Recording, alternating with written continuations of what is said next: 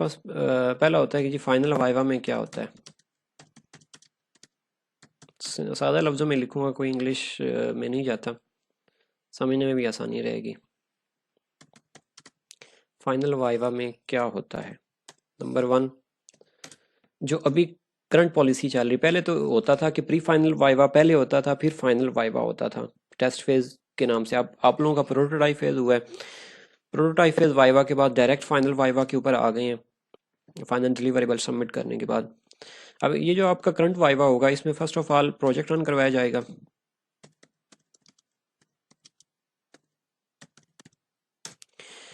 Number two, coding के questions होंगे आपके प्रोजेक्ट में से, जो आप प्रोजेक्ट रन करेंगे उसमें से according to your application. Application मुराद प्रोजेक्ट आपका जो है ये जो है ना, ये फर्स्ट पार्ट होता है आपके वाइवा का। दो पार्ट्स के ऊपर आपका वाइवा मुश्तमिल होगा। पहला पार्ट इसका ये कोडिंग वाला, इसमें सबसे पहले आपसे प्रोजेक्ट रन करवाया जाएगा, उसके बाद फिर आपसे जो है वो कोडिंग के क्वेश्चंस होंगे। अगर ये दो पार्ट्स आपके क्लियर हो जाते हैं आप और पास होने के काबिल आप आंसर्स कर देते हैं, कोई प्रॉब्लम नहीं बनती है, तो फिर आप नेक्स्ट प्रोसीड करते हो थर्ड पे, प्रेजेंटेशन। अगर आप प्रेजेंटेशन के ऊपर आ जाते हो तो इट्स मीन कि आपका वाइवा क्लियर है।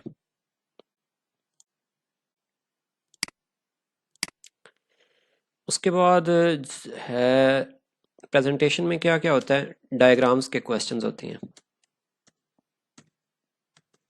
अब मैंने आप लोगों को दिसंबर में नोट्स भेजे थे, उन नोट्स देने का मकसद ये था कि डायग्राम्स को आपने रटा लगाना है। कौन कौन सी डायग्राम्स तैयार करने वाली हैं। नंबर वन,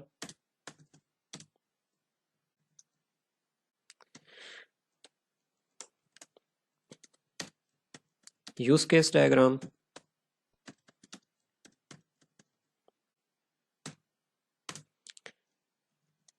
उसके बाद है जी ईआरडी। उसके बाद सीक्वेंस डायग्राम। ये समझाने के लिए शॉर्ट वर्ड लिख रहा हूँ, प्रॉपर स्पेलिंग नहीं लिख रहा। सीक्वेंस के बाद क्लास डायग्राम आती है। क्लास डायग्राम के बाद जो है वो architecture design diagram, 3 tyre.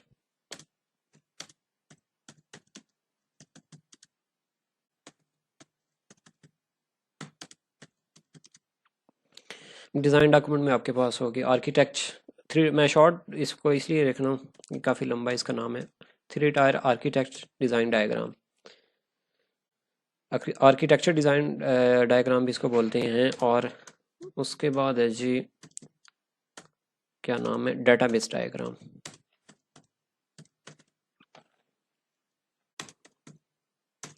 Database diagram. और इसके साथ ही पूछा जाता है इसी प्रेजेंटेशन में वीयू प्रोसेस मॉडल का।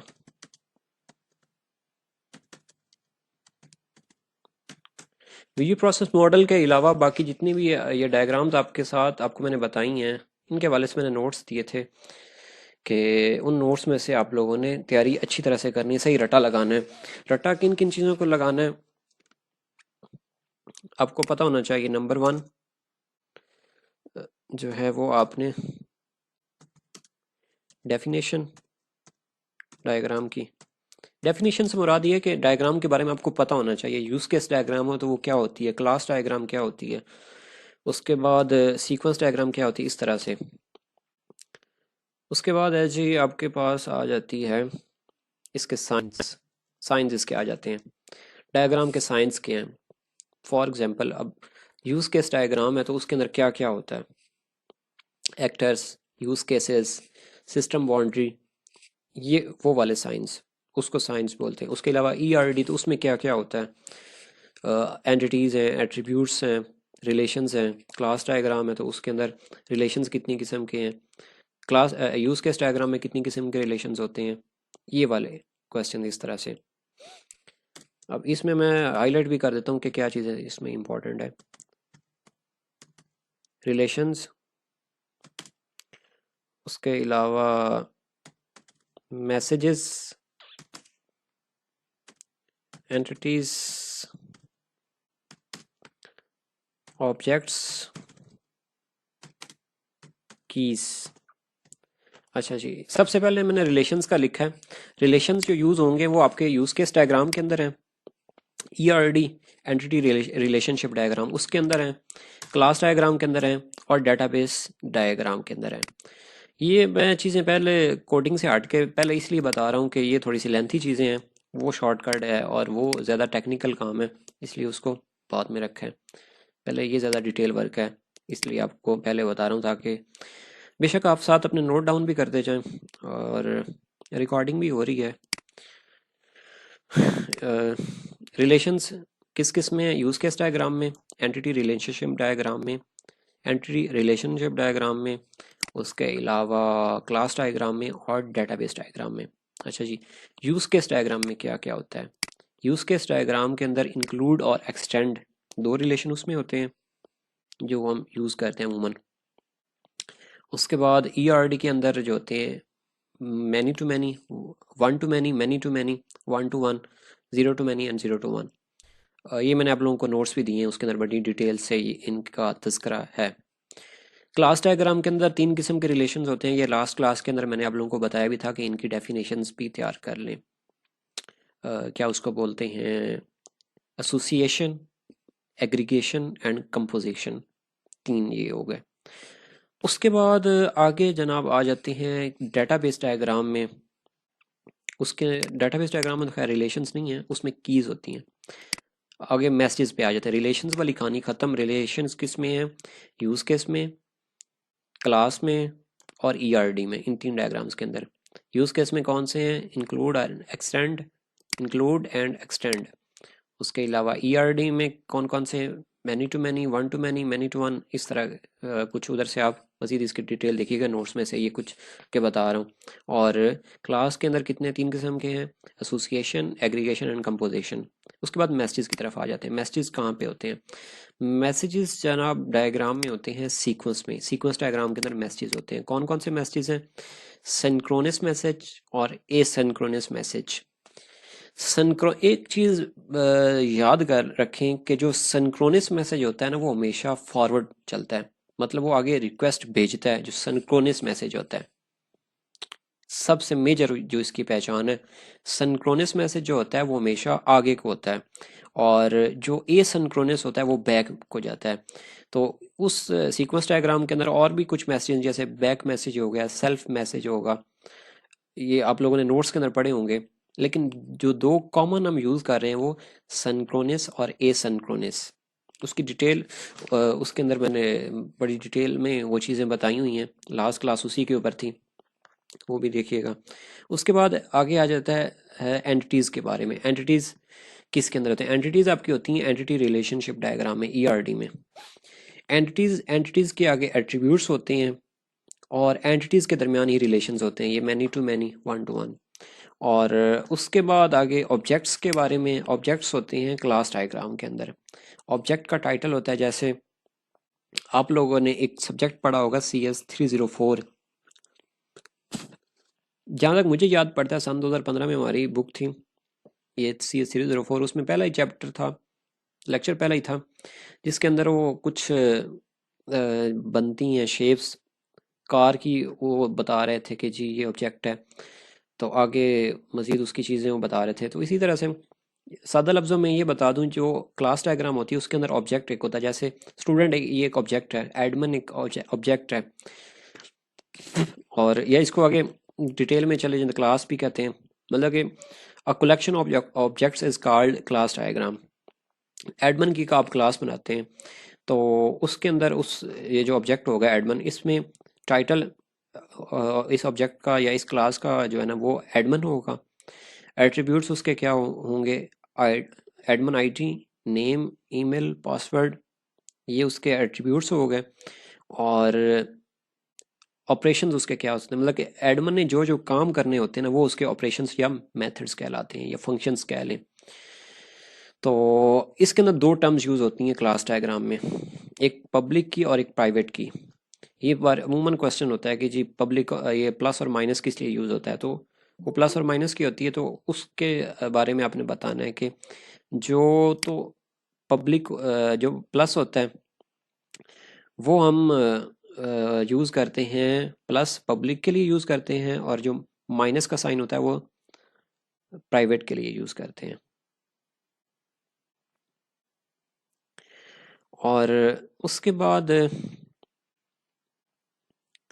नेक्स्ट जो हैं इसमें जो कीज़ हैं, दो किस्म की कीज़ हम यूज़ करते हैं डाटाबेस डायग्राम में, प्राइमरी की और फॉरेन की। मैं आप लोगों के साथ एक प्रेजेंटेशन फाइल भी ओपन करता हूँ, जिनका कल वाइवा है, इन्हीं की फाइल ओपन कर लेते हैं।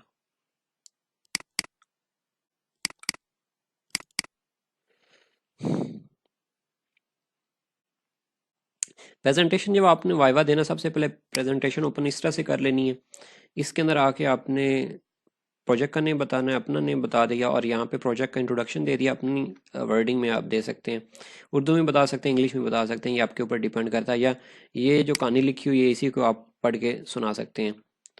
वैसे भी इतना कोई इंपॉर्टेंट नहीं होता है, होपफुली कि आपसे ही पूछा ही ना जाए। ये आगे जी वीयू प्रोसेस मॉडल, ये वाली डायग्राम वीयू प्रोसेस मॉडल की। वीयू प्रोसेस मॉडल की एक सादा सी डायग्राम है, अ combination of waterfall model and spiral model is called Vu process model. इतना बता सकते हैं।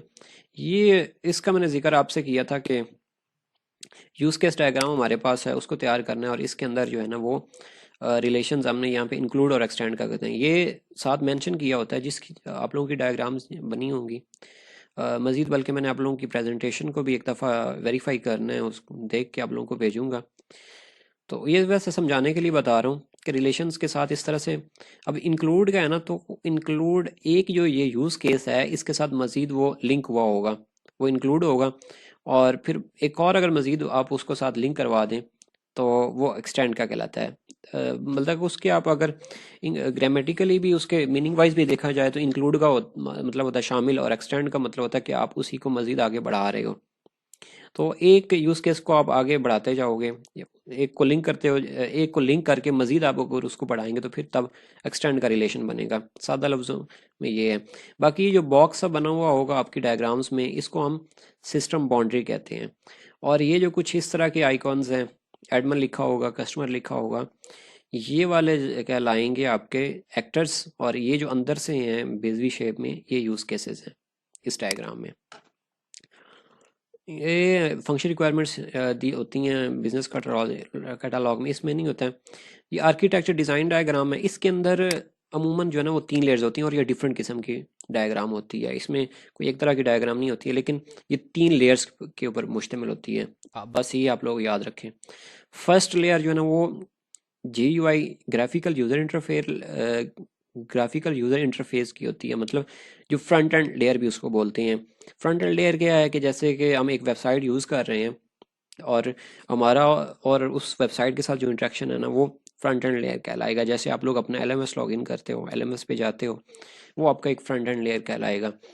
दूसरी लेयर होती है बिजनेस लॉजिक लेयर।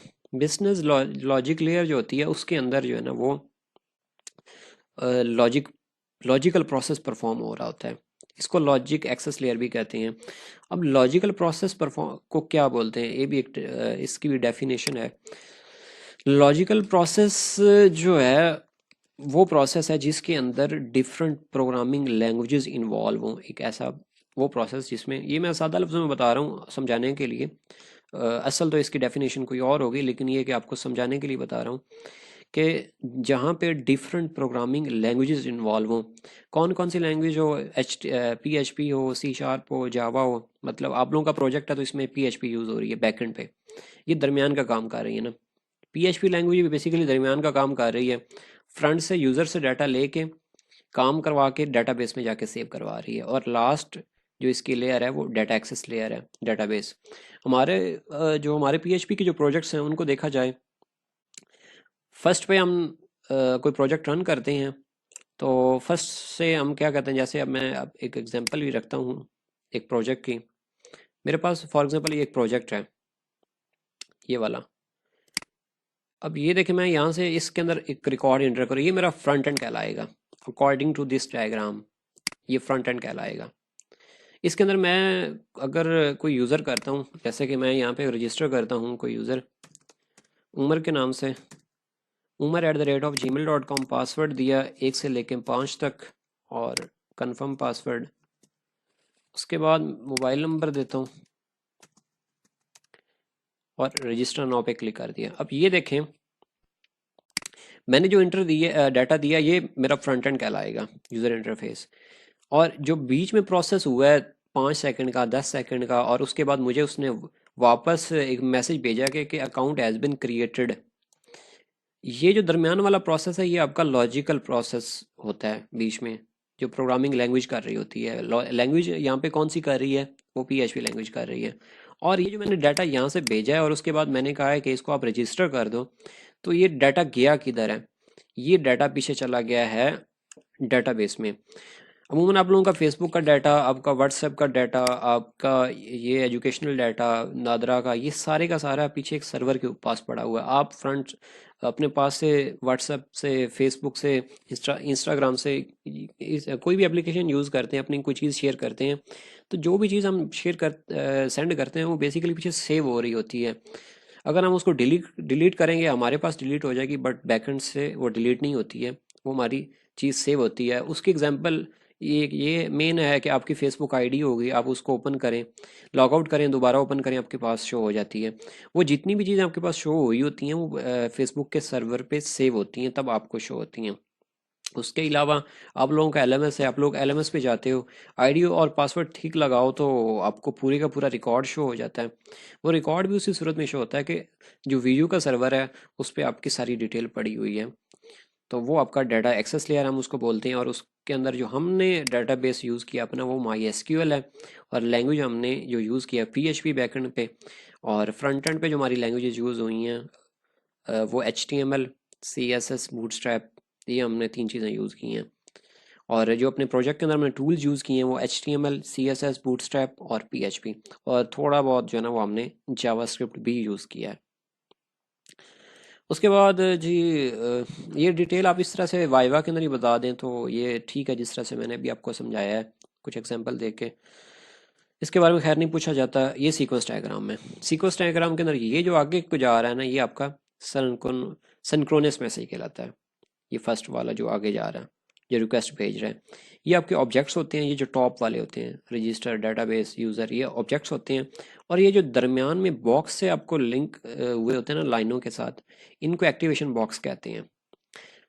लैंग्वेज, ये जो डायग्राम्स हैं ये डिफरेंट शेप्स में भी होती हैं, लेकिन समझाने के लिए कह रहा हूँ कि ये जो दरमियान वाली चीज़ होगी जहाँ किसी भी डायग्राम में हो, उसको एक्टिवेशन बॉक्स कहेंगे।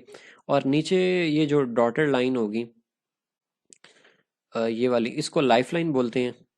ये वाली जो नीचे लाइनें हैं इसके साथ लग रही हैं, ये लाइफ लाइन कहलाएगी। और ये एक्टिवेशन बॉक्स हो गया। और ये जो बैक में मैसेज आ रहा है ये एसिंक्रोनस मैसेज कहलाएगा। सिंपल इसकी पहचान ये है। डिफरेंट सीक्वेंसेस एक की डायग्राम में से आप लोगों से क्वेश्चंस होंगे।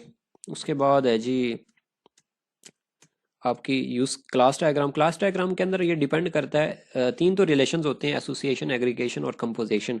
अब डिपेंड करता है आपकी रिक्वायरमेंट्स के ऊपर कि आप उसके अंदर कौन कौन से रिलेशंस यूज़ कर रहे हो, तो वो उस हिसाब से ही क्वेश्चंस होते हैं।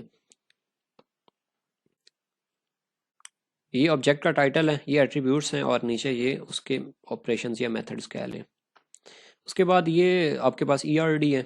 ERD में ये जो बॉक्स है आपको शो हो रहे हैं, ये एंटिटीज़ हैं इसकी, और इसके साथ ये रिलेशंस हैं, और ये ऊपर वाले जो है ना ये एट्रीब्यूट्स हैं इसके।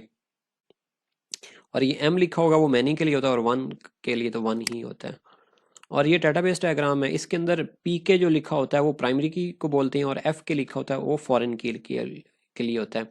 और फॉरेन की जो डेफिनेशन है बनेगी वो यही होती है। वो डेफिनेशन भी सिंपल ये होती है कि एक टेबल की प्राइमरी की का दूसरे टेबल की प्राइमरी की के साथ जो लिंक है वो फॉरेन की कहलाता है। तो ये इतनी कुछ हैं चीज़ें जो कि रिप्रेजेंटेशन के वाले से पूछी जा सकती हैं। और उसके बाद फिर आपसे आपके फेवरेट सब्जेक्ट के बारे में पूछा जा सकता है, बल्कि पूछा जाएगा। वो आप लोगों ने अपनी चॉइस के अकॉर्डिंग जो है ना वो बताना होता है कि आपने कौन सा सब्जेक्ट चूज़ किया है। 403 किया, 403 में अमूमन जो है ना वो होते हैं, नॉर्मलाइजेशन का टॉपिक होता है, उसमें से क्वेश्चंस होते हैं। यहाँ तक मैं थोड़ा सा इसको स्टॉप करता हूँ और आप लोगों के क्वेश्चंस लेता हूँ। तो कोई चीज़ आप लोगों की प्रेजेंटेशन के अकॉर्डिंग पूछने वाली है तो मुझे बताएं।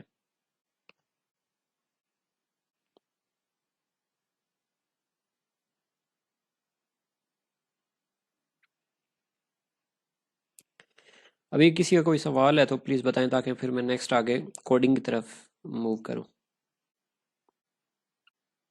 जी, कोडिंग की तरफ मैं आता हूँ। क्लास डायग्राम में आप क्या पूछना चाह रहे हैं? इंक्लूड और एक्सक्लूड के बारे में बता दें। इंक्लूड का वैसे मैंने इस ये जो दो रिलेशंस हैं इसका मैं सादा लफ्ज़ में बताया था। एक आपका यूज़ केस बना हुआ हो और उसी यूज़ केस को आप मज़ीद एक्सप्लेन करना चाहते हो, तो तब फिर आप इंक्लूड का रिलेशन यूज़ करोगे। और उसके बावजूद भी अगर मज़ीद आप उसके साथ एक और यूज़ केस लगाना चाहते हो तो तब आप एक्सक्लूड या एक्सटेंड का जो है ना वो यूज़ करोगे, और उसको हम डिपेंडेंट कहते हैं उस यूज़ केस को। जी, कोडिंग में क्वेश्चन बताता हूँ।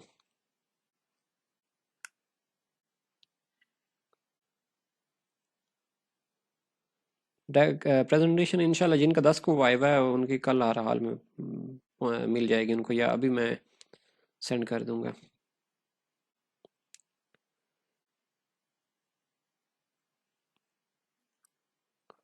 सीक्वेंस डायग्राम में कोई एक ही उन्होंने आपसे चीज़ एक्सप्लेन करनी, कोई एक डायग्राम के बारे में क्वेश्चंस करेंगे, हर एक का अलग अलग नहीं होगा। प्रेजेंटेशन में एडिशन नहीं होती है, एडिट कुछ नहीं कराया जाता, जस्ट क्वेश्चंस होते हैं।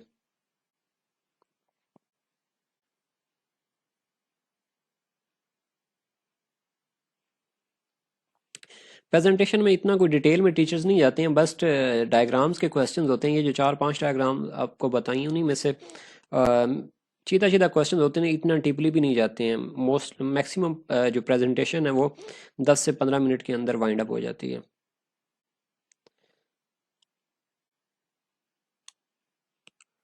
एसोसिएशन और कंपोजिशन, ये जो तीनों रिलेशन हैं इसके बारे में मैंने आप लोगों को बताया था कि आप लोगों ने इसकी गूगल वाली जो है ना वो डेफिनेशन उसको रटा लगाना है। ये लास्ट क्लास में मैंने बताया था कि ये अब इसको सादा वर्डिंग में हम कर नहीं सकते।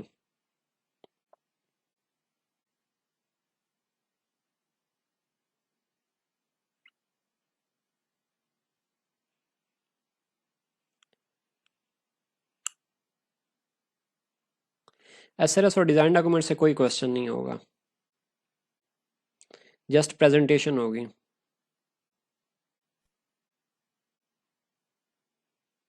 जिनकी डायग्राम्स के अंदर इश्यूज हैं वो मैं लाजमी चेक करूँगा, अभी देख लेता हूँ।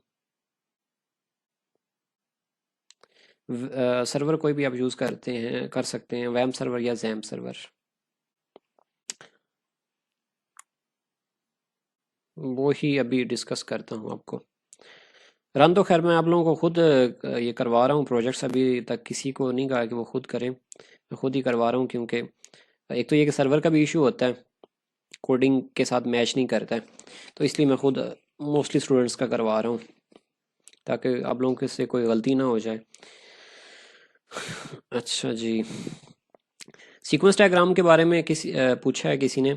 सीक्वेंस डायग्राम में बताया, जैसे बताया कि एक ही डायग्राम के ऊपर क्वेश्चंस हो सकते हैं, किसी एक को आपसे पूछ सकते हैं।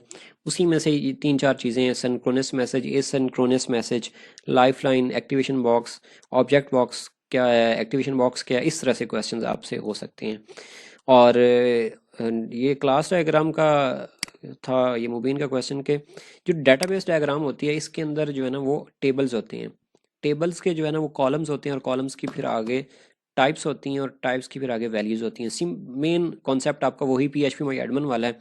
उधर जाके हम टेबल्स बनाते हैं। उसमें हम जो है ना वो column name, ID, name, email, फिर हम इनको वार शार करते हैं, फिर इसको वैल्यूज देते हैं, वो चीज़ आती है। और क्लास डायग्राम होती है, इसके अंदर जो है ना वो ऑब्जेक्ट, इसमें दो चीज़ें कॉमन है, ये प्लस और माइनस। प्लस पब्लिक के लिए और माइनस प्राइवेट के लिए यूज़ होता है, ताकि इसके एट्रीब्यूट्स आईडी, नेम, ईमेल वगैरह। तो बाकी वैसे इतना कोई वो डीपली नहीं जाते हैं इसके अंदर कि सारा आपको प्रेजेंटेशन को लेके बैठ जाएं, लेकिन ये कि ये जो बेसिक चीज़ें हैं ना इसके अंदर वो आपकी क्लियर होनी चाहिए। अब नेक्स्ट आते हैं कोडिंग की तरफ। टाइम भी काफ़ी ज़्यादा हो रहा है।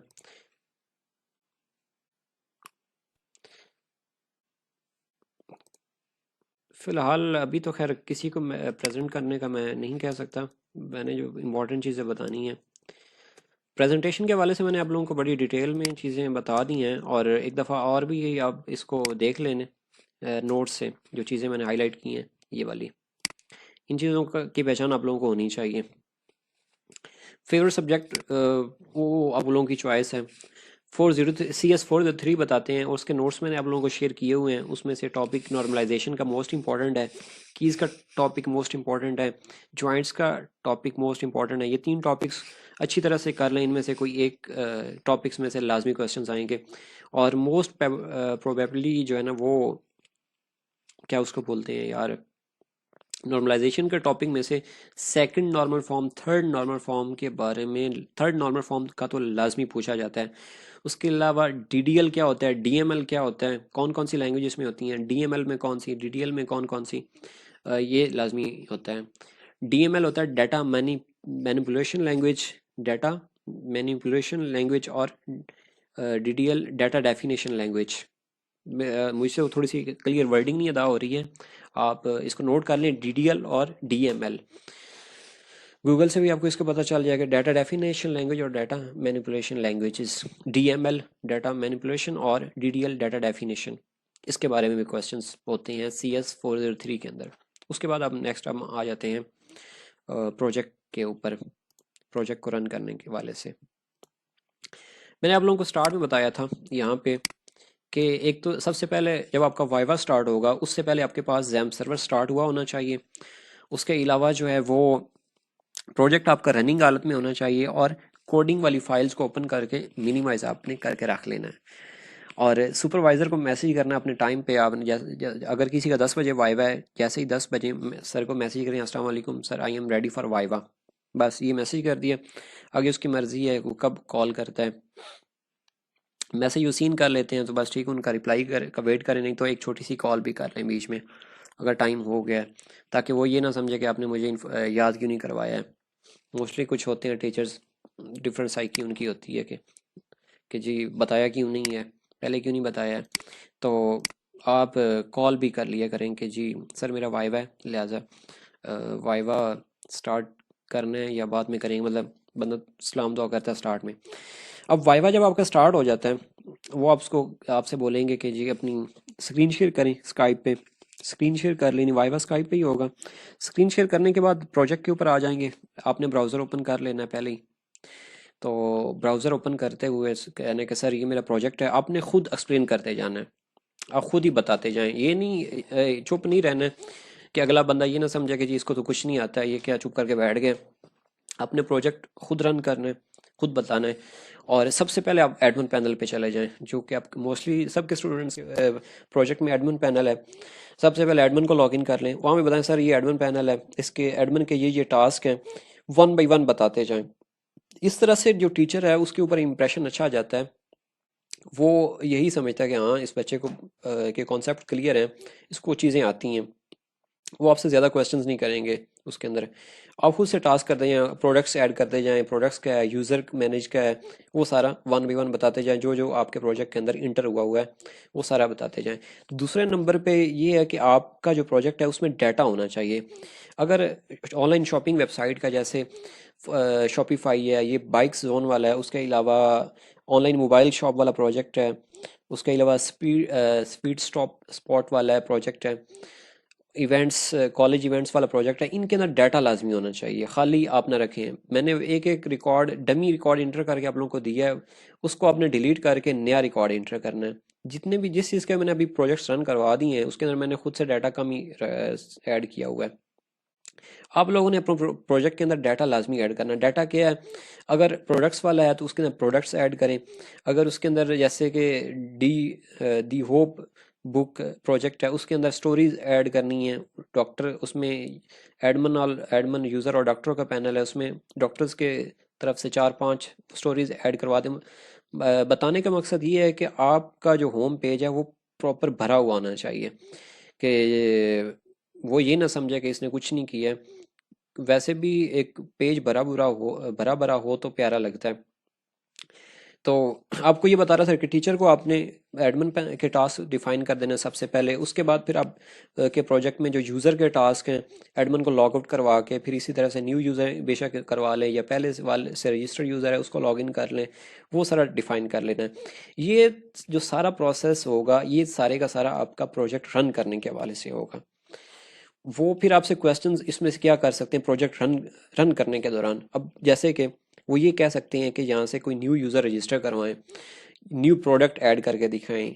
अब जो प्रोडक्ट आपने ऐड की है ये सेव कहाँ पे हुई है। आगे अब क्वेश्चंस का सिलसिला स्टार्ट हो रहा है टीचर की तरफ से। जैसे ही आपने प्रोजेक्ट रन करके दिखाया है, चीज़ें आपने बताई, यहाँ पे बहुत ही इंपॉर्टेंट पॉइंट है। आपने डाटा इधर इंटर किया, जैसे अभी मैंने आपके सामने एक यूज़र यहाँ पे रजिस्टर कर दिया है यहाँ से, तो ये मैसेज आ गया अकाउंट हैज़ बिन क्रिएटेड। अब क्वेश्चन ये आता है, टीचर कहता है कि ये जो डाटा आपने सबमिट किया है, ये क्रिएटेड का अकाउंट हैज़ बिन क्रिएटेड का जो मैसेज आया है, इसके अंदर जो आपने वैल्यूज दी वो कहाँ पे गई हैं। तो आपने फ़ौरन से बताना कि सर वो डाटाबेस के अंदर गई हैं। अगला क्वेश्चन टीचर की तरफ से ये हो सकता है, वो ये कहेगा कि हाँ जी हमें दिखाएं वो कहाँ पे सेव हुआ है। उसके लिए आपने क्या करना है कि ये अपना डाटाबेस ओपन कर लेना है। सीधा चले आ जाए लोकल होस्ट, न्यू टैब में आए, वहाँ पे लिखें लोकल होस्ट स्लैश php माई एडमन लिख के आप उसका जो है ना वो डाटाबेस जो आपका नेम बना होगा वो ओपन करके, जैसे ये वाला है तो इस पे आप फॉरन यूज़र वाला टेबल खोला सकें कि सर ये जो हमने रिकॉर्ड एंटर किया, इस तरह से आप ओपन करके उसको दिखा दें कि सर ये यहाँ पे सेव हुआ है। अब अगला क्वेश्चन ये आएगा टीचर की तरफ से, ये आ सकता है डाटाबेस में से, वो कहता है कि यहाँ से जो आपने रिकॉर्ड इंटर किया है इसको इधर से जो है ना वो डिलीट करके दिखाओ। यहाँ से डिलीट किया, उसके बाद फ्रंट एंड से दिखाओ कि आया इधर से भी डिलीट हुआ है या नहीं। फ्रंट एंड से मुराद ये है कि यहाँ से भी वो आपसे एडमिन लॉगिन करवाएगा और मैंने यूज़र्स का जो टेबल होगा वहाँ से देखेगा कि ये वाकई डिलीट हुआ है या नहीं। अगर डिलीट हो गया तो इट्स मीन कि आपका एक्यूरेट है, प्रोग्राम वर्किंग में है, चीज़ें लिंक हुई हुई हैं डाटाबेस के साथ और क्यूरी भी ठीक काम कर रही है। इस तरह से ये हो सकता है। उसके बाद जो है ना वो फिर आगे कोडिंग की तरफ से क्वेश्चंस आते हैं। कोडिंग में क्या क्वेश्चंस होते हैं कि सबसे पहले जो क्वेश्चंस होती हैं HTML के हवाले से, जैसे अभी आपके सामने एक फ़ाइल ओपन है ये वाली, इसके अंदर वो पूछा जा सकता है जैसे ये रजिस्टर नाउ का बटन बना हुआ है, इसके साथ एक और बटन बना के दिखा दो, सबमिट का बटन दिखा दो। या यहाँ पे ये और भी क्वेश्चन ये होता है, ये एक और भी हो सकता है कि एक ऐसा बटन बनाओ कि उसके ऊपर क्लिक करें तो ये जो यहाँ पे जितनी भी आप डाटा यहाँ पे लिखा हो वो क्लियर हो जाए। अब वो कैसे बनाना है, उसके लिए जो है नंबर वन तो आपको पता होना चाहिए कि आपकी फाइल्स कहाँ पे पड़ी हुई हैं। कोडिंग का पता होना चाहिए किस फाइल के अंदर जाके आपने ये चेंजिंग करनी है, बटन किस फाइल में करना है, बनाना है। अब यहाँ पे आके जो है ना वो इम्पॉर्टेंट बात ये है कि मोस्टली जो है ना वो स्टूडेंट्स को पता ही नहीं होता है कि हमने फाइल कैसे ओपन करनी है। चुप करके बैठ जाते हैं वाइवा में, टीचर देखता है कि ये बच्चा क्या कर रहा है या क्या कर रही है, तो वो समझ जाता है कि इसने किसी से बनवाया हुआ है और इसकी तैयारी बिल्कुल नहीं है। तो वहाँ पे स्टूडेंट्स बेचारे कंफ्यूज हो जाते हैं वाइवा देते हुए, उनको ये भी नहीं पता चलता कि हमने फाइल किधर से ओपन करनी, क्या करनी है। उसके लिए एक सीक्वेंस रख लें। अगर तो आपकी बाय डिफ़ॉल्ट जैम की सेटिंग इंस्टॉलेशन नंबर 1 पे देखें, जैम वाला जो ये फोल्डर है ना, ये वाला, ये आपका कहाँ पे इंस्टॉल हुआ हुआ है, नंबर 1 पे ये देखें। ये आपका मोस्टली सी के अंदर होता है, सी ड्राइव।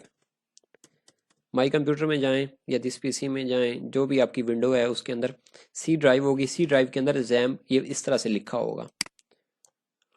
उसके अंदर जैम के अंदर फिर मज़ीद जो है ना वो, सॉरी मैंने सीक्वेंस इसका ख़राब कर दिया। पहले सी ड्राइव आएगी, फिर जैम्प ये फोल्डर आएगा, इसके अंदर फिर htdocs का फोल्डर होगा। ये आप लोग इस बात को ज़हन नशीन रख लें, सीक्वेंस जो कोडिंग का आपने चेक करना है, ये जैम्प का फोल्डर चाहे सी में पड़ा हो, चाहे ई में पड़ा हो, चाहे डी में पड़ा हो, चाहे डेस्कटॉप में हो, चाहे डाउनलोड्स में हो, जैम्प का फोल्डर जहाँ पे आपने किया हुआ है, पहले जैम्प आएगा, उसके अंदर htdocs आएगा, और उसके अंदर फिर आगे इस दफ़ा तो मैं सब के ही नाम फाइनल के रख रहा हूँ ताकि कहानी ख़त्म हो जाए, हर एक को यही डाउट ना हो कि मैंने किस से करना है, किस कौन सा नाम रखना है। फाइनल के नाम से आपका फोल्डर होगा यहाँ तक। और यहाँ तक जो मैंने चीज़ें बताई हैं, मुझे थोड़ा सा आप लोगों को साथ साथ बता भी दें कि क्लियर है या नहीं, कोई ऐसी चीज़ हो जो आप लोगों को समझ ना आई हो। ये असेंडिंग डिसेंडिंग वो प्रोजेक्ट के अकॉर्डिंग होता है, उस वो एक प्रोजेक्ट के कोड के हिसाब से उसके क्वेश्चंस होते हैं। मैं उसी की तरफ जा रहा हूँ, पहले एक सीक्वेंस कंप्लीट कर लूँ। अच्छा जी, वैम के अंदर www के नाम से फोल्डर होता है, ऐसे ही है। अच्छा जी, ये आपका हो गया जनाब आपकी फाइल्स का। अब फाइल हमारे पास कौन सी, ये वाली अकाउंट, ये register dot P H P file है। टीचर यहाँ से कहता है जी इसके अंदर एक और बटन बना के दिखाएं, लिहाजा इस फाइल के अंदर। अब आपने फ़ौरन उसकी बात को क्लिक करना है कि हाँ जी इस फाइल का बोल रहा है, फाइल कौन सी है। अगर आपको फाइल का नाम पता हो तो फ़ौरन यहाँ पे आ जाना, ये जो टॉप बार है आपकी जहाँ पे लोकल होस्ट स्लैश फाइनल लिखा होगा ना, यहाँ पे आ जाना है। आपके पास जो प्रोजेक्ट होगा उसमें इस तरह से होगा, local host slash final slash register dot P H P. Register dot P H P का डेमो इसलिए दे रहा हूँ कि जितने भी स्टूडेंट्स के प्रोजेक्ट्स हैं, हर एक प्रोजेक्ट के अंदर register dot P H P file पड़ी हुई है, ये इसलिए इसी को इसको समझा रहा हूँ। तो चीज़ें सेम होनी है, बस ये कि कोडिंग की वर्डिंग चेंज होगी, वेरिएबल चेंज होंगे, तो वो आप लोगों ने अंडरस्टैंड करना है। ये इस तरह से होगा। अब इसके अंदर ये जो होता है ये आपका फाइनल ये फोल्डर नेम होता है जो कि एच टी डॉक्स के अंदर पड़ा होगा, और ये आपकी फाइल होगी पीएचपी की कोडिंग वाली फाइल होगी जो कि फाइनल वाले फोल्डर में पड़ी हुई है। और ये जो लोकल होस्ट है ना, ये आपका सर्वर होता है, जैम सर्वर जो हमने यूज़ किया। कोडिंग का सीक्वेंस क्या आया, लोकल होस्ट, इधर जैम्प, और फोल्डर का क्या आया आपका फाइनल एच टी डॉक्स के अंदर, और ये आपकी फाइल आ गई। जहाँ पे आ जाए dot P H P dot H T M L dot C S S, it's mean के वो आपकी कोडिंग फाइल है, और जहाँ पे सिंपल नाम आ जाए वो आपका फोल्डर है। तो आपने इसी तरह से चले जाना है अपने उसमें, आ जाएं सी के अंदर आके जैम्प वाला फोल्डर ओपन करें, उसके अंदर एच टी डॉक्स वाला करें, उसके अंदर फाइनल के नाम से फोल्डर है, उसके अंदर जाके आप इस तरह से कर लें जनाब, जहाँ पे आपके पास आ रहा हो उसमें यहाँ पे आ जाएं। अब जो फाइल होगी इसको ऊपर राइट क्लिक करें register dot P H P के ऊपर, और इसको edit with note pad plus plus कर लें। अब फाइल तो ओपन कर ली है, अब अगला प्रॉब्लम ये होता है स्टूडेंट्स का कि जो चीज़ टीचर पूछ रहे हैं उसको पता नहीं होती है कि मैंने करनी कहाँ पे है। ये एक बहुत इंपॉर्टेंट क्वेश्चन है, बल्कि क्वेश्चन के इम्पोर्टेंट बात है। उस वक्त बंदा कंफ्यूज इतना हुआ होता है, टेंशन की वजह से समझ ही नहीं आ रही होती कि मैं इसको चेंजिंग करूं कहाँ पे और किस तरह से करूं। उसके लिए आपने जनाब सिंपल ये करना है, सादा सा कुलिया लगाएं, कंट्रोल एफ करें इसी फाइल में, और टीचर ने क्या बोला है कि ये जो रजिस्टर नाउ का बटन लिखा हुआ है इसके साथ एक और बटन बना के दिखाएं। तो यहाँ पे लिखें रजिस्टर, बिल्कुल रिलैक्स हो गए, कोई वो परेशान नहीं होना। जहाँ पे रजिस्टर होगा ना, रजिस्टर नाउ पे चले जाना है, वो आपने देखना है। अभी रजिस्टर नहीं आया, ये देखें अब आपका आ गया रजिस्टर नाउ, ये वाला। तो सुकून से इस हिस्से को कॉपी करें, सिलेक्ट करें, सिलेक्ट करके कॉपी करें, एंड पे नीचे थोड़ा सा इंटर करें, और उसके बाद यहाँ से आप इसको कर दें सेव। सेव लाजमी करना, जब भी कोई चीज़ नई एडिट की जाती है दोबारा उसके सेव करते हैं। यहाँ से आप इसको जो है ना वो जो भी नाम दे दें, जो भी वो टीचर का है, जैसे मैं वीयू लिख देता हूँ वैल्यू में, वैल्यू के अंदर आपने देना होता है जो फ्रंट पे डिस्प्ले करवाना होता है, और इधर जाकर जो है ना वो कर दें रिफ़्रेश। पेज रिफ्रेश किया, ये व्यू लिखा आ गया। अब अगला सवाल उसका ये होगा कि जी इसका कलर चेंज करके दिखाओ, ये वाला जो बटन आपने बनाया इसका कलर चेंज करके दिखाओ। कोई भी बटन हो उसका कलर चेंज करके दिखाओ। कलर्स, जो बटन्स के जितने भी कलर्स हैं, हर एक के प्रोजेक्ट के अंदर मैंने बूटस्ट्रैप की क्लासेस यूज़ की हैं। बूटस्ट्रैप जो है ना वो HTML और CSS का फ्रेमवर्क है, और इसके अंदर क्लासेस होती हैं। बटन्स के लिए भी इसी तरह से क्लासेस हैं। इसमें आपके कोड के अंदर होगा BTN, BTN डैश डेंजर, या BTN, BTN dash info, BTN dash success. Success green के लिए होता है, डेंजर रेड के लिए होता है, वार्निंग जो है ना वो येलो टाइप का होता है। ये डेंजर लिखा हुआ है ना, इसको हम इन्फो कर देते हैं डेंजर की जगह, बस उसी को रीनेम करना, बाकी को कुछ भी नहीं करना है। ये आपका कलर भी चेंज हो जाएगा। अब उसके बाद अगला क्वेश्चन ये होता है कि जी आप एक ये जो बटन है इसके ऊपर क्लिक करें, तो यहाँ पे जैसे ये रिकॉर्ड मैंने अपना नाम लिखा हुआ है, तो इसके बटन के ऊपर क्लिक करने से ये रिमूव होना चाहिए यहाँ पे से। फिर क्या होना चाहिए, फिर आपने, अगर वो कहते हैं कि बटन बनाएं, सेम इसी तरह से कोड को कॉपी करना है, पेस्ट करना है, जहाँ पे सबमिट लिखा होगा उसकी जगह पे आपने रीसेट कर देना है। और यहाँ पे ये वीडियो लिखा हुआ है, यहाँ पे आप क्लियर लिख दें ताकि उसको पहचान हो जाए कि किसके वाले से बात हुई है। रीसेट पे क्लिक कर देना है, इसको यहाँ से रिफ्रेश कर देना है, यहाँ पे आपने वैल्यू देनी है और क्लियर पे क्लिक कर देना है। तो ये, अब वो क्वेश्चन ये करता है यहाँ पे कि जी ये आपने ये जो क्लियर किया है ये किस तरह से हुआ है, किस वजह से हुआ है। तो तब आपने बताना है कि सर मैंने बटन के अंदर जो है ना वो एक एट्रीब्यूट यूज़ किया है, इनपुट टाइप रीसेट। तो रीसेट का काम ये होता है कि आप सब कुछ क्लियर कर देना, ये वाला।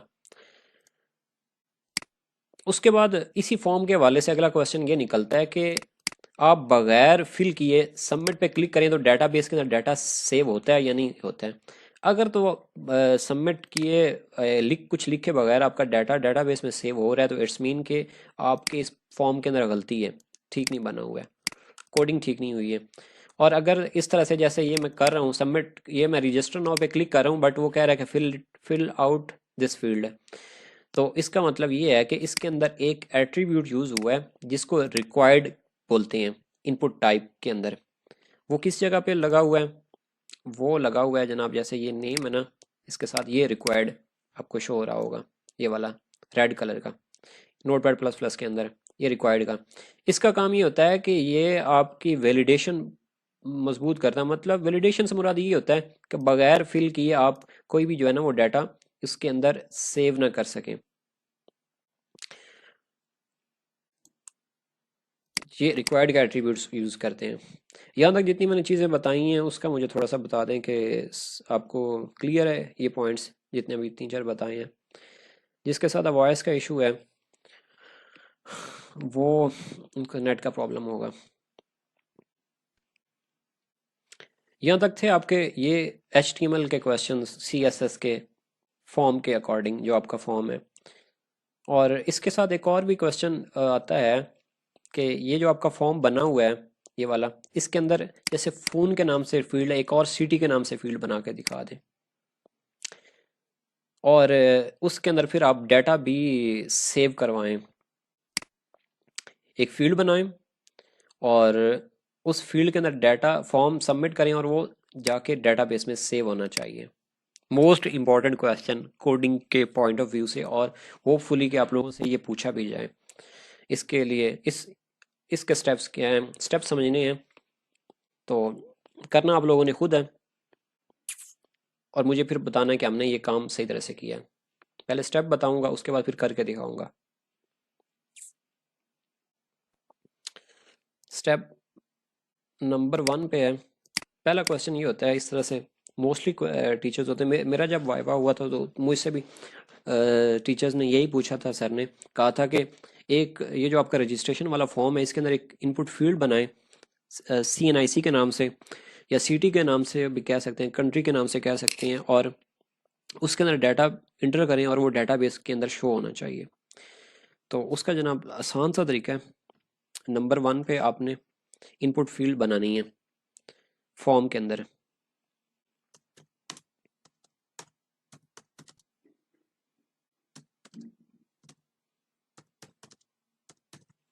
इनपुट फील्ड बना दी। नंबर 2, PHP के अंदर वेरिएबल असाइन कर देना है। वैल्यू असाइन कर देनी वेरिएबल की। PHP में वेरिएबल डिक्लेयर करना है।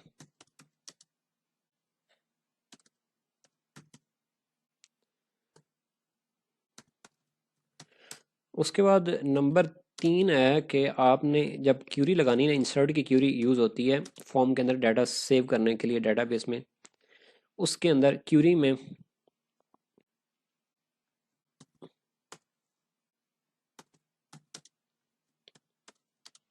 इंसर्ट की क्यूरी के अंदर आपने कॉलम भी ऐड कर देना है, कॉलम नेम पहले, और वैल्यूज़ में भी आपने जो वेरिएबल डिक्लेयर किया होगा उसका नाम। वो इस तरह से होगा, जैसे अब मैं क्यूरी भी लिख के दिखाता हूँ। इस तरह से लिखी होती है मून क्यूरी, जो आपके प्रोजेक्ट में भी होगी। $XYZ यहाँ पे लिखा होगा इस तरह से, insert into users name email mobile, और यहाँ पे वैल्यूज़ लिखा होगा, और इधर जो है ना वो यहाँ पे सिंगल कोटेशन $, नेम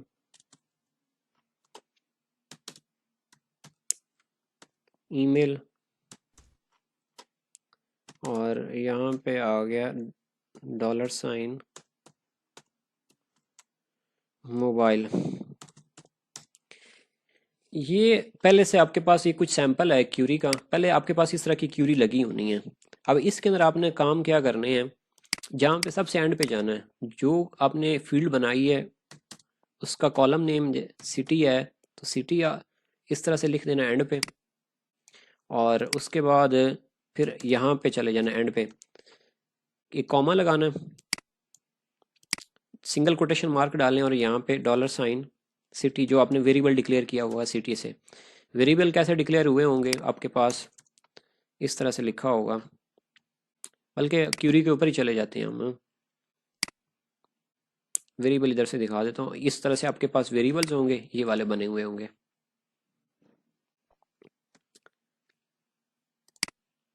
ये इस तरह से होने, ये देखें ये वेरिएबल बने होंगे। अब नया आपने क्या करना है, इसी को कॉपी करना है, एक को, लास्ट वाले को, और सेलेक्ट करके कॉपी करके नीचे इंटर कर देना। अब यहाँ से सिटी ऐड करना है तो ये सिटी लिखा, इधर भी सिटी कर देना, क्योंकि इनपुट टाइप में आपके पास नेम सेव होने सेम होने चाहिए। ये प्रोसेस करना है, और इस तरह से क्यूरी के अंदर भी लिख देना है। ये प्रोसेस आपका सारे का सारा जितना भी होगा ना, ये कोडिंग के अंदर होगा यहाँ तक। और फॉर्म के अंदर क्या करना होगा कि आपके पास फॉर्म होगा ये वाला,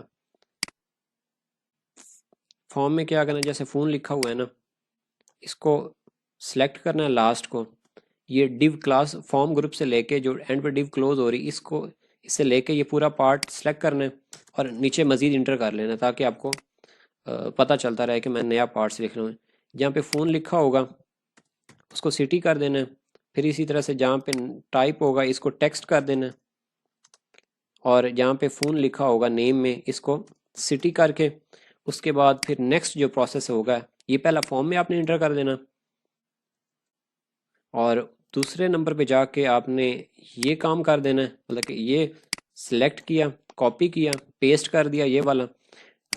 उसके बाद क्यूरी के अंदर चले गए, लास्ट पे सिटी लिखा, एंड पे जो है ना वो यहाँ पे कॉमन डाल के सिंगल कोटेशन मार के अंदर $, लिख दिया। ये काम हो गया। यहाँ तक मुझे आप सब बताएं कि ये क्लियर है ये पॉइंट।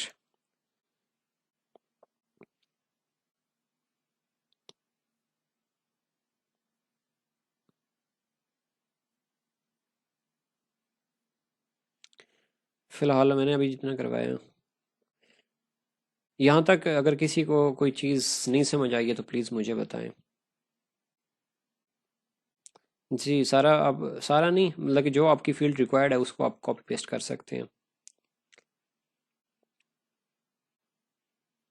यहाँ तक किसी का कोई क्वेश्चन हो तो प्लीज़ अगला स्टेप आते हैं। ये बहुत इंपॉर्टेंट क्वेश्चन है, और हर एक से मोस्टली टीचर्स क्वेश्चंस करते हैं इस तरह का। ये बहुत ही टफ भी समझा जाता है, मोस्टली स्टूडेंट इसके ऊपर फंस जाते हैं। अच्छा जी, अगला स्टेप डेटाबेस के वाले से होता है। जी आप कर सकते हैं सुपरवाइज़र के सामने। बस जल्दी से आपने करना होता है, उसको फील ना हो कि आप कॉपी कर रहे हैं। फ़ौरन से उसको सिलेक्ट करें, आपको पता होना चाहिए कि मैंने क्या कॉपी करना है, कहाँ पे पेस्ट करना है। फ़ौरन से कॉपी करें, पेस्ट करके नीचे फेंके। ना भी अगर कॉपी पेस्ट करने दें तो ऊपर लिखा होगा, उसके ऊपर देख के आप नीचे वर्डिंग लिख दें। अब डेटाबेस के अंदर आ जाएं। डेटाबेस आपकी कहाँ पे होगी, मैं ओरिजिनल आपको नहीं करवा रहा, समझाने के लिए कर रहा हूँ। जैसे जनाब ये डी हो बुक मेरे पास डेटाबेस है, आपने PHP, यही करता हूँ। अब अगला स्टेप डेटाबेस में आना है। डेटाबेस में किस तरह से आना होता है, यहाँ पे आके आपने लिखना होता है लोकल होस्ट, ये खुद लिखना है आपने, फुल टाइप करना है। PHP माई एडमिन, ये URL में ऊपर टाइप करना था, फुल लिख के स्पेस देके इंटर कर देना है। अब ये आपके पास डेटाबेस खुल गया डैशबोर्ड इसका। तो कोई भी आपके पास ले लें। अब जैसे कि मैं इसी को ले लेता हूँ, ये वाला डेटाबेस मेरे पास, चूंकि बाकी प्रोजेक्ट्स के भी बने हुए हैं इसलिए। ये आपने डेटाबेस नेम ले लिया। डेटाबेस के अंदर ये देखें कि आपका टेबल नेम कौन सा है सबसे पहले तो, जिसके अंदर आप एडिटिंग कर रहे हैं। जैसे ये फाइल है तो इंसर्ट की क्यूरी जहाँ पे लगी होगी उसके ऊपर देखें कि ये पहले जो क्यूरी वर्क कर रही है वो किस टेबल के ऊपर कर रही है। जैसे ये कंसल्टेंट का है, तो फॉर एग्जांपल अगर मेरा ये टेबल यूज़र्स का होता है, यूज़र्स के टेबल पे क्लिक कर दिया। यहाँ पे आके देखें कि क्या है, इसी तरह से कर लें, इस तरह से ओपन कर लिया। उसके बाद स्ट्रक्चर पे आ जाना है। पहले टेबल पे क्लिक, सबसे पहले डेटाबेस पे क्लिक किया, उसके बाद टेबल पे क्लिक किया। टेबल जब इस तरह से आ जाए तो उसके बाद आपने स्ट्रक्चर पे क्लिक कर देना है। स्ट्रक्चर पे क्लिक करने के बाद आपने यहाँ पे आ जाना है। ये जो प्रिंट व्यू होगा ना, इसके नीचे होगा ऐड, आफ्टर सबसे एंड वाला ये कॉलम सेलेक्ट किया और गो पे क्लिक कर देना है। गो पे क्लिक करने के बाद यहाँ पे वो फील्ड दे दी जो भी आपसे रिक्वायर्ड है। जैसे कंट्री में यहाँ पे कर देता हूँ। टाइप इसकी आपने वारचार रखनी है और वैल्यू इसको 32 दे के सेव कर देना है। अब यहाँ से आपकी जो वैल्यू आपने ये जो नई दी है, जैसे मैंने कंट्री लिखा है इस तरह से, ये आपकी उधर क्यूरी में भी सेम होनी चाहिए। क्यूरी किस जगह पे, इस जगह पे, ये वाली जो ये कॉलम नेम है। और ये वाली जो सिटी यहाँ पे जो आगे वैल्यूज़ के अंदर आ रही वो आपके इसके अंदर साथ सेम सेम होनी चाहिए। कोई इसमें गलती नहीं होनी चाहिए। ये काम करके इसको रिफ़्रेश करके सेव करके उसके बाद रिफ़्रेश करें पेज को, नई फील्ड आपके पास अब बन के आएगी। तो उसके साथ जो है ना वो आपका ये देखें, ये सिटी के नाम से फील्ड बन के आ गई। इसके अंदर फिर आप डाटा इंटर करेंगे तो फिर आपका जो है ना वो प्रोग्राम जैसे रन होगा। उसके बाद आपने इसी तरह से टेबल के ऊपर दोबारा क्लिक करना है, कहना कि सर ये नया रिकॉर्ड इंटर किया है, लिहाजा ये सिटी या कंट्री के नीचे वैल्यू आ गई है। इतना करेंगे तो आपको वो कहेगा जी ठीक है, आपका वाइवा डन है, आपका वाइवा हो गया है, या आपका वाइवा मुकम्मल है। ये एक मेजर स्टेप होता है। इस स्टेप की किसी को अगर समझ नहीं लगी तो वो मुझसे पूछ सकते हैं।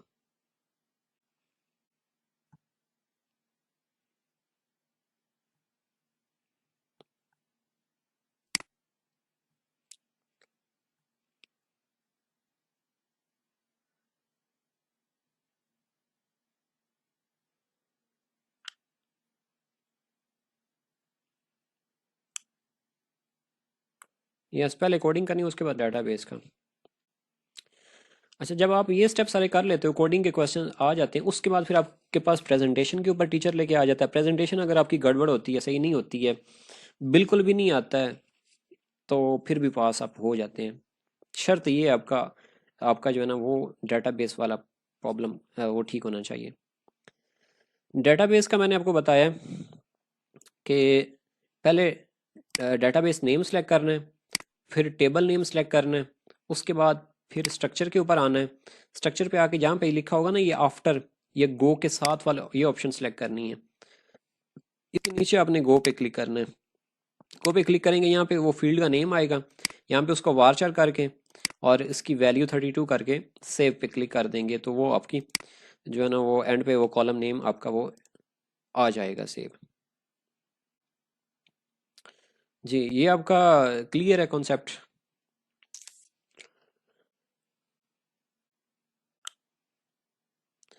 जो फील्ड नेम आपका कोडिंग में होगा वही आपका होना चाहिए। वो आपसे सिटी भी पूछ, ये सिटी तो मैं आपको एक दिया ना, एग्जाम्पल दिया है। और उसके बाद आगे मेरे पास जो असल में डेटाबेस डिफरेंट है, मेरे पास कोई ऐसा भी है नहीं जिसको मैं डमी आपके सामने कर सकूं। ये मैं खुद इसलिए नहीं करके दे रहा हूँ ताकि ये जो आपको समझाया है ये आप लोग खुद करोगे, मुझे आप लोगों ने बताना है कि ये टास्क हमने कर लिया है। जिनका वाइवा कल है वो पहले वाइवा से पहले ये लाजमी करके मुझे बताएंगे।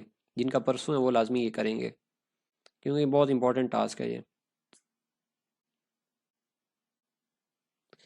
जी, सिटी का कोडिंग में भी करना है, उसका मतलब क्या, पहले फॉर्म के अंदर एंट्री करनी है, फील्ड बनानी है, फिर वैल्यूज़ डिक्लेयर करनी है डेटाबेस में, और उसके बाद फिर क्यूरी में भी करनी है, और उसके बाद फिर डाटा वो डेटाबेस में ना के जाना है।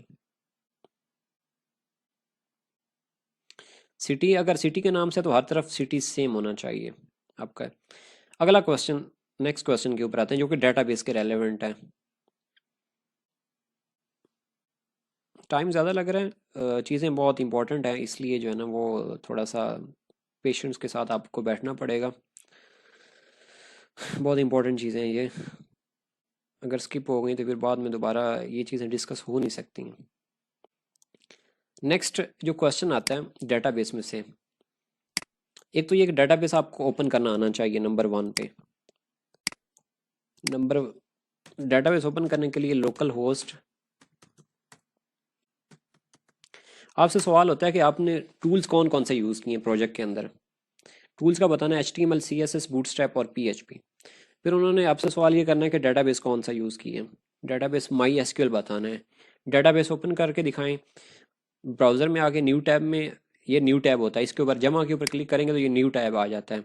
यहाँ पे आके टाइप करें लोकल होस्ट स्लैश PHP माई एडमिन, आपके पास ये डैशबोर्ड आ जाएगा।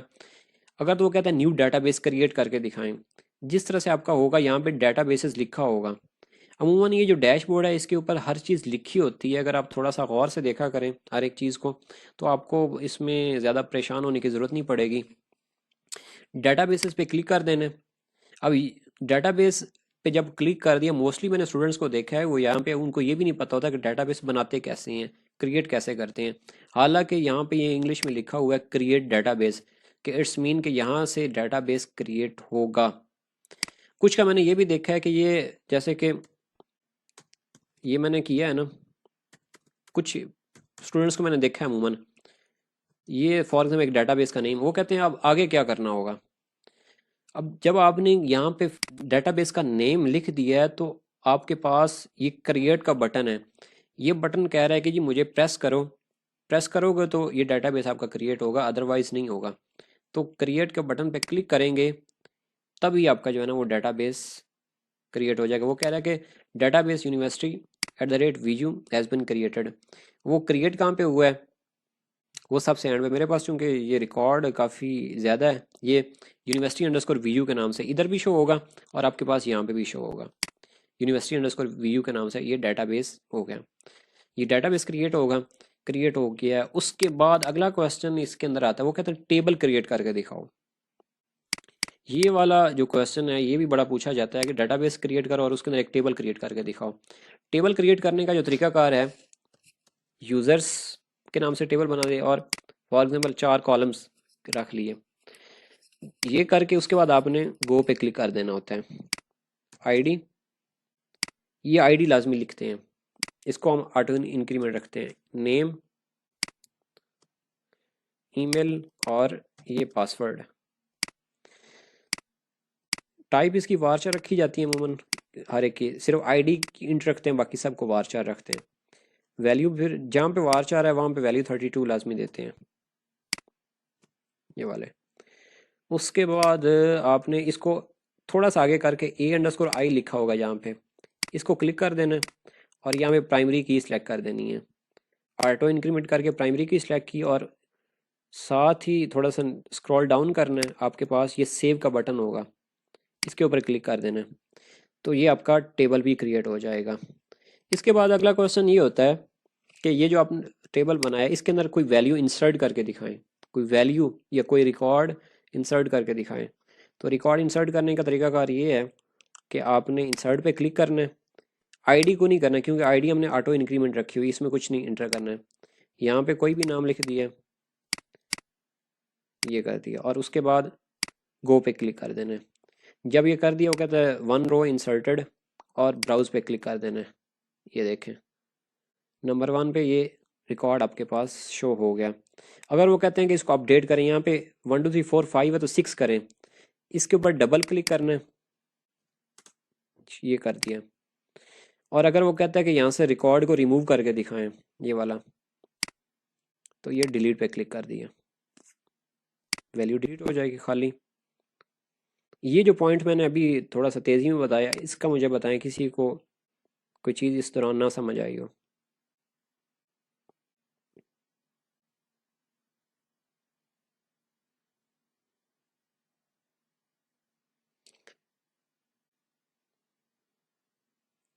सिंपल अभी मैंने बताया डेटाबेस ओपन करने के लिए लोकल होस्ट /php माई एडमिन।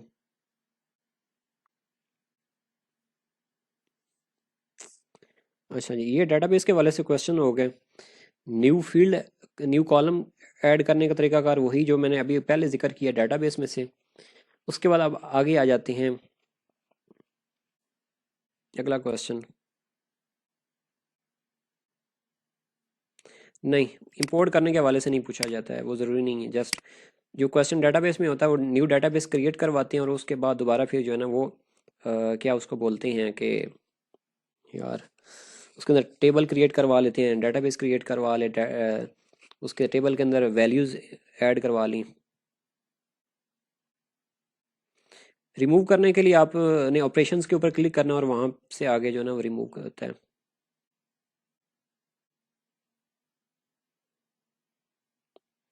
जी, आप वर्क बैंक बिल्कुल बिल्कुल आप यूज़ कर सकते हैं। नेक्स्ट आप क्यूरीज की तरफ आते हैं।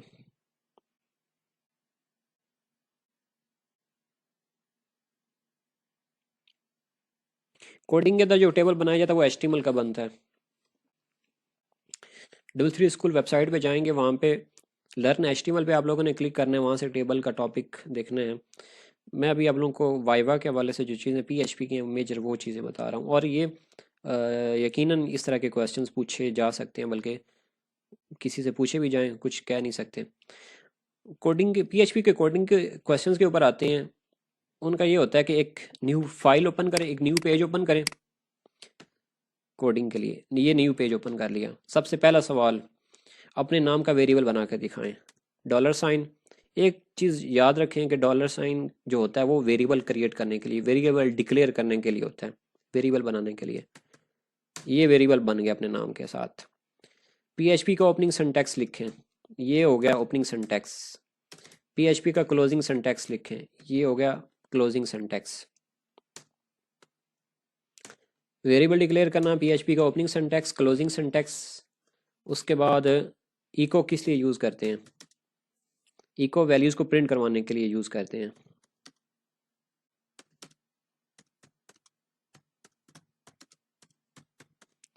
उसके बाद फॉर्म के method,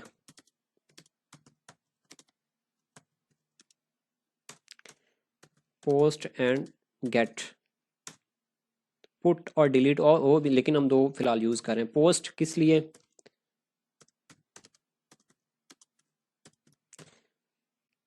post for data saving, get for display data, data display करवाने के लिए यूज़ होता है। जी, SQL के टोटल कितनी क्यूरीज हैं? ये सवाल होता है, सीधा सीधा ऐसे होगा। SQL की कितनी क्यूरीज हैं? Insert, select, update and delete. क्या पर्पज़ है क्यूरीज का, किस लिए यूज़ होती हैं क्यूरीज? कौन सी क्यूरी किस लिए? इंसर्ट, इंसर्ट की क्यूरी वैल्यूज़ को ऐड करने के लिए यूज़ होती हैं। वैल्यू कहाँ पे ऐड होती हैं? डेटाबेस के अंदर वैल्यूज़ को ऐड करने के लिए इंसर्ट की क्यूरी यूज़ करते हैं। सेलेक्ट की क्यूरी वैल्यूज़ को डिस्प्ले करवाने के लिए यूज़ करते हैं। अपडेट की क्यूरी वैल्यूज़ को अपडेट एडिट करने के लिए मतलब करते हैं, रीनेम, रीनेम कर लें, अपडेट कह लें, उसके बाद डिलीट की क्यूरी रिकॉर्ड डिलीट करने के लिए होती है। अगला सवाल ये होता है कि जी यहाँ से डिलीट की क्यूरी लिख के दिखाएं। कैसे क्यूरी लिखते हैं? डिलीट फ्रॉम टेबल नेम, ये इनफ है। अगर वो कहते हैं कि जी यूजर्स के नाम से टेबल और उसके अंदर रिकॉर्ड नंबर 5 आपने डिलीट करना है, तब कैसे होगा? Delete from users where ID is equal to 5, तो ये 5 नंबर आईडी को वहां से डिलीट कर दें। इस तरह से वो कहते हैं कि रिकॉर्ड नंबर 10 का डाटा डिस्प्ले करवा दें यूजर के table. Select static from users where ID is equal to 10, ये सिर्फ 10 का ही रिकॉर्ड डिस्प्ले करवाएगा और किसी का नहीं। ये जो वेयर है इसको हम कंडीशन बोलते हैं। ये यूजर्स, ये हमारा टेबल नेम होता है जो डेटाबेस में हम क्रिएट करते हैं। और ये जो स्टैटिक होता है इसका मतलब होता है ऑल, कंप्लीट रिकॉर्ड चेक करें, बट उसमें से जो आईडी नंबर 10 के जो अगेंस्ट रिकॉर्ड है ना, जस्ट वो डिस्प्ले करवाए। ये दो क्यूरीज इस तरह से आ गई लिखने के लिए। तीसरी क्यूरी इंसर्ट की किस तरह से, अभी मैंने आपको लिख के दिखा दी थी पीछे। और उसके बाद अपडेट की क्यूरी कैसे लिखते हैं? वो कहते हैं जी यूज़र्स के नाम से टेबल है, रिकॉर्ड नंबर 5 है, तो उसको आपने वहाँ पे अली लिखा होगा, लिहाजा आपने उसको अपडेट करके उमर कर देना है। कैसे करेंगे? अपडेट टेबल नेम कौन सा है? यूज़र्स। सेट नेम चेंज करना है, name is equal to Umar करना है, अली की जगह पे पहले जो भी हो। Where ID is equal to 10 या 5 या जो भी है, इस तरह से ये आपकी अपडेट की क्यूरी आ जाएगी। यहाँ तक मैंने कुछ चीदा चीदा चीज़ें बताई हैं। किसी को कोई समझ ना आई हो या कोई चीज़ पूछनी हो तो बताएं।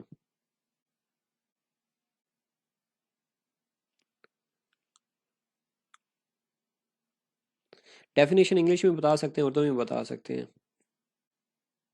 क्यूरी की तो ज़ाहिर है इंग्लिश में ही बताई जाती है, तो या मतलब वो क्यूरी वैसे ही बताते हैं इस तरह जैसे मैंने आपको बताई है, इसी तरह से बता सकते हैं।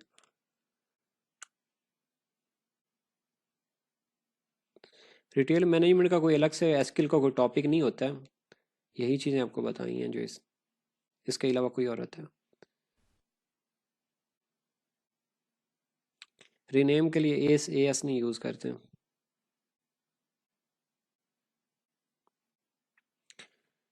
1 से 30 तक टेबल हो तो उसमें यही कंडीशन लगेगी ना एंड पे, 30 को करें जितने भी करें।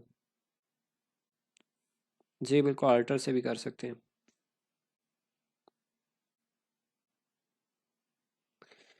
अपडेट की क्यूरी के अंदर जो होता है, अपडेट टेबल नेम आता है, सेट कॉलम नेम जिसका आपने रिकॉर्ड रीनेम करना हो जिसको, वो आएगा। जो वैल्यू आपने देनी है नई वो आएगी।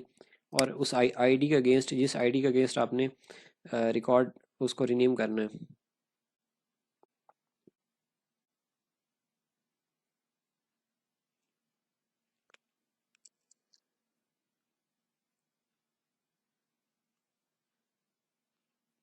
कॉल एमडी कॉल, ये बूटस्ट्रैप की क्लासेस हैं, डिज़ाइनिंग के लिए यूज़ करते हैं। विच command can be use for select column? Column को सिलेक्ट करने के लिए ये वेर की कंडीशन लगते हैं, कमांड नहीं होती है कि आप कितने कॉलम करने हैं। ये कॉल एलजी, ये बूटस्ट्रैप की क्लासेस का मैंने बताया है, बूटस्ट्रैप के क्वेश्चन है। पीएचपी के हवाले से अभी आप लोग मुझे बताओ कि किसी के जो भी हैं इश्यूज।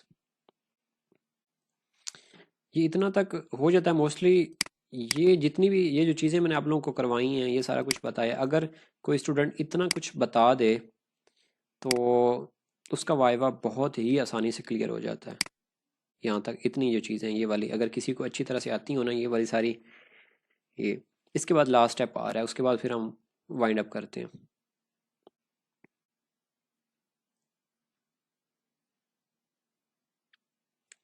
सेलेक्ट की क्यूरी ही यूज़ होती है हर के लिए। सेलेक्ट की क्यूरी सर्च के लिए भी, सेलेक्ट की क्यूरी स्पेसिफिक कॉलम्स के लिए भी, सेलेक्ट की क्यूरी रिकॉर्ड डिस्प्ले करवाने के लिए भी, हर एक की जगह पे सेलेक्ट की क्यूरी हम यूज़ करते हैं जब आपने कोई कंडीशन अप्लाई करनी हो। बट उसके ऊपर फिर कंडीशन लगती है, वेयर की कंडीशन लगाई जाती है। आगे आप या कॉलम नेम सेलेक्ट करते हो स्पेसिफिक कॉलम, जैसे आप कहते हो कि जी यूज़र्स का टेबल है, उसमें से सिर्फ ईमेल सेलेक्ट करना है, तो आप लिखेंगे select email from users where ID is equal to फलां फलां, या इस तरह से, या डायरेक्ट भी दे दें call select email from users.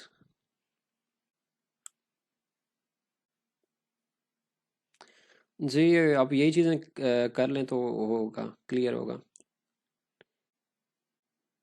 फिर क्लास ये जो क्लास का आप बता रहे हैं, तो ये डेटाबेस के अंदर वो बाय डिफ़ॉल्ट बना होता है। ये मैं आपको जो मैं चीज़ें आपको बता रहा हूँ, ये सादा सादा बता रहा हूँ उससे हट के। सिलेक्ट स्टैटिक आर क्यूरी के लिए, सिलेक्ट स्टैटिक तो आल के लिए होता है ना, सिलेक्ट तो एक क्यूरी का नाम है ना, उस लिहाज से नहीं होगा।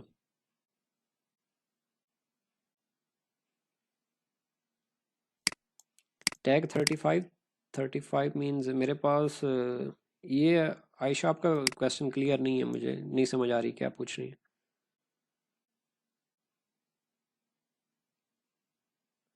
Select from is equal to कुछ कॉलम के लिए कॉल, ये तो आगे फिर आप मेंशन कर रहे होते हैं ना कि फलां चीज़ होती है, जो इक्वल के आगे आती है ना, वो वैल्यू आती है कि किसको आप सेलेक्ट कर रहे हो या क्या चीज़ डिस्प्ले करवाना चाहते हो।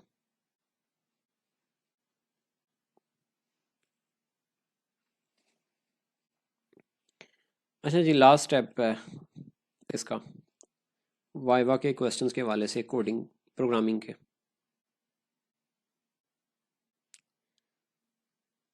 गुड हो गया नाइमा। अच्छा लास्ट जो स्टेप है, स्टैटिक ऑल ऑल के लिए होता है, ऑल।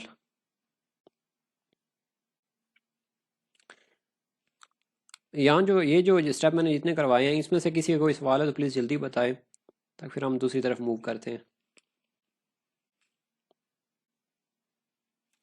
अगला सवाल ये होता है, प्रोजेक्ट आपने रन कर दिया है, सारा कुछ करके दिखा दिया, ये प्रोजेक्ट रन हो गया।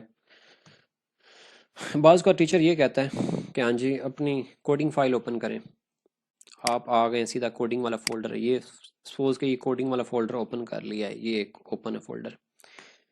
इसके अंदर कहते हैं कि जी कोई एक फाइल ओपन करके दिखाएं। पहला सवाल ये होता है, बाज़ बात ये करते हैं। अच्छा इससे पहले ये चीज़ बताने से मैं एक और चीज़ आप लोगों को बताना भूल गया हूँ। एक जो मोस्ट इंपॉर्टेंट क्वेश्चन होता है वो डेटाबेस की कनेक्शन की क्यूरी का होता है। डेटाबेस से कनेक्शन की, डेटाबेस के साथ कनेक्शन कैसे करते हैं। सॉरी मुझे याद नहीं आ रहा था, अभी दोबारा वो फाइल देखी है। तो डेटाबेस की कनेक्शन की क्यूरी कैसे की जाती है। डेटाबेस की कनेक्शन की क्यूरी में टोटल 4 चीज़ें होती हैं। ये एक हम पहले वेरिएबल वैसे डिक्लेयर करते हैं, $ कौन, ये उसकी क्यूरी की वैल्यू को डिफाइन करने के लिए होता है। यहाँ पे हम लिखते हैं mysqli_connect, ये फंक्शन होता है कनेक्शन का। कनेक्शन की क्यूरी अमूमन पूछी जाती है। इसमें 4 चीज़ें होती हैं। नंबर 1 लोकल होस्ट, ये आपका सर्वर नेम होता है, जैम सर्वर। रूट, ये आपका यूज़र नेम होता है, जो PHP माई एडमिन में रूट डायरेक्टरी के तौर पे यूज़ होता है। तीसरे नंबर पे आपके पास पासवर्ड होता है। लोकल पे हमने पासवर्ड नहीं लगाते हैं, वो ब्लैंक ही होता है। और चौथे नंबर पे डेटाबेस नेम होता है, डेटाबेस किसी भी नाम से बना दे। ये आपकी कनेक्शन की क्यूरी होती है, ये वाली, इसको रटा लगा लें। कनेक्शन की क्यूरी में टोटल 4 चीज़ें होती हैं, लोकल होस्ट, रूट, पासवर्ड और डेटाबेस का नेम, ये 4 चीज़ें होती हैं। वापस आ जाते हैं अपने क्वेश्चन के ऊपर। सर कहते हैं कि जी, या मैडम कहती हैं कि अपनी प्रोजेक्ट की कोडिंग ओपन करें। यहाँ से कहते हैं कोई एक फ़ाइल ओपन करके दिखाएं। यहाँ पे आप लोगों को थोड़ा सा एक्टिव, मतलब कि थोड़ा सा होशियारी का मुजाहरा करना पड़ेगा। कोई फाइल आपने वो ओपन करनी है कि जो सबसे छोटी सी हो, जिसके अंदर कोडिंग थोड़ी सी हो। जैसे कि आप ये डेटाबेस वाली फ़ाइल ओपन कर लेते हैं, ये वाली। वो कहते हैं कि इसको एक्सप्लेन करें। एक्सप्लेन करते जाना, सबसे पहले वो कहते हैं आपने एक्सप्लेन फिर इसी तरह से करना है कि सर ये PHP का ओपनिंग सिंटैक्स है, ये सेशन अंडरस्कोर स्टार्ट, ये मैंने एक फंक्शन लगाया हुआ है। इसका मकसद ये होता है कि सेशन हम यहाँ पे यूज़ कर रहे हैं, और सेशन का काम ये होता है कि ब्राउज़र के अंदर जो है ना वो वैल्यूज़ को सेव करने के लिए होता है। ये हमने वेरिएबल डिक्लेयर किए हैं, $होस्ट यूज़र पास DP नेम, ये कनेक्शन की क्यूरी के लिए हमने वेरिएबल डिक्लेयर किए हैं। उसके बाद ये डेटाबेस की कनेक्शन की क्यूरी लगी हुई है, इसमें ये 4 चीज़ें होती हैं। ये वाली, ये डेटाबेस का नेम है। उसके बाद फिर नीचे ये कंडीशन लगाई है कि अगर अगर कोई एरर आए तो वो एरर डिस्प्ले करवा दे। और उसके बाद ये हमने कंडीशन के लिए वैल्यू कॉल की हुई है। लेकिन इस तरह से कोई छोटी सी एक फ़ाइल ओपन करके जो है ना वो आपने एक्सप्लेन कर देनी। एक तो ये होता है। दूसरे नंबर पे ये होता है, वो टीचर खुद कहता है, जैसे कि वो कहता है कि जी लेटेस्ट आइटम्स वाली जो है ना फाइल, ये ओपन करके दिखाओ। ये ओपन करो, ये फाइल ओपन होगी। यहाँ से वो कहते हैं कि जी PHP का कोड कहाँ पे लिखा हुआ है। अमूमन स्टूडेंट्स को नहीं पता होता कि PHP का कोड स्टार्ट कहाँ से हो रहा है। तो PHP के कोड की एक पहचान ये होती है कि ये जो इसका ओपनिंग सिंटैक्स है, इससे लेके इसकी क्लोजिंग तक, इसके दरमियान जितनी भी कहानी हो रही होती है वो सारी की सारी PHP के कोड की कहानी होती है। सारे का सारा PHP का कोड ही होता है। फाइल आपने ओपन कर ली, उसके बाद वो कहते हैं कि जी इसके अंदर ये कोड क्या है, इसमें क्या लिखा हुआ है। तो यहाँ से आपको पता होना चाहिए ये वेरिएबल डिक्लेयर हुआ है। डॉलर साइन चूंकि लगा हो तो इट्स मीन के वेरिएबल डिक्लेयर है। उसके बाद ये क्यूरी लगी हुई है। कौन सी क्यूरी लगी हुई है? सिलेक्ट की। ये बात हमेशा याद रखें कि 4 क्यूरीज हैं। चारों क्यूरीज जहाँ पे भी अप्लाई हो रही हों सबसे पहले वो अपने नाम से स्टार्ट होती हैं। Select static from product, order by ID, descending, limit 4। Ascending और डिसेंडिंग होता है कि चाहे तो ऊपर से वैल्यू, मतलब कि ये कि फर्स्ट और लास्ट वाली बात होती है। डिसेंडिंग फर्स्ट पे और लास्ट पे असेंडिंग, वो डाटा डिस्प्ले करने के वाले से है। अगर वो कहते हैं कि जी आप ने लास्ट वाली प्रोडक्ट को पहले शो करवाएं तो आपने DESC की जगह पे ASC लिख देना है, असेंडिंग। और अगर वो कहते हैं कि इसको चेंज करें तो फिर ये वाला कर देना है। उसके बाद ये बताना है कि ये फंक्शन है उसका, डाटाबेस की क्यूरी का। और टोटल नंबर ऑफ रोज को मालूम फाइंड करने के लिए ये होता है फंक्शन। और उसके बाद नीचे ये वाइल लूप लगी, वैसे तो नहीं डिटेल में नहीं जाते, मोस्टली ये होता है कि ये क्यूरी किस मकसद के लिए लगी हुई है, यहाँ पे क्यूरी कहाँ पे लगी हुई है और किस लिए लगी हुई है, इतना पूछा जाता है। बाकी इतना वो उस लिहाज से भी नहीं होता है कि एक एक चीज़ पूछे। यही है कि आपको पता होना चाहिए कि PHP के कोड और HTML के कोड दोनों में डिफरेंस का पता होना चाहिए। और मेन जो PHP जो HTML का कोड है उसकी मेन निशानी ये है कि ये पहले ब्रैकेट होगी, ये टैग लगा होगा। ये जैसे डिव का टैग है, H3 है, डिव है, ये वाला। तो अभी आप लोगों ने काम ये करना है, अपने प्रोजेक्ट की फाइल्स को ओपन करना है। जितनी भी PHP की फाइल्स हैं हर एक सारी फाइल्स ओपन करनी, उसके अंदर देखना है कि क्यूरीज कौन सी क्यूरी लगी हुई है, किस फाइल नंबर के ऊपर लगी हुई है, और उसके अंदर क्या क्या एक्सप्लेन किया हुआ है, कौन सी क्यूरी है। क्यूरी ए नंबर 1 पे आप लोगों ने चेक करना। अभी आप लोगों का जो नेक्स्ट टास्क ये है कि आप लोगों ने अपने प्रोजेक्ट की हर फाइल को देखना है और उसके अंदर आप लोगों ने जो है ना वो क्यूरीज चेक करनी है। चाहे तो आप प्रोजेक्ट की फाइल को देख लें, चाहे प्रोटोटाइप फेज की फाइल को देख लें, ये आप लोगों ने अपनी कोडिंग की तैयारी के लिए ये तरीका आजमाना है।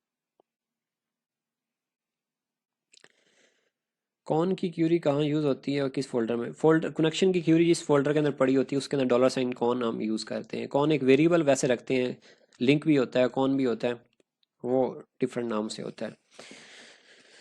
तो ये आप लोगों ने अपना काम करना है। जिनका वाइवा थोड़ा सा लेट है, बाकी जिनका वाइवा कल है वो वाइवा से पहले पहले ये चीज़ें कर लें।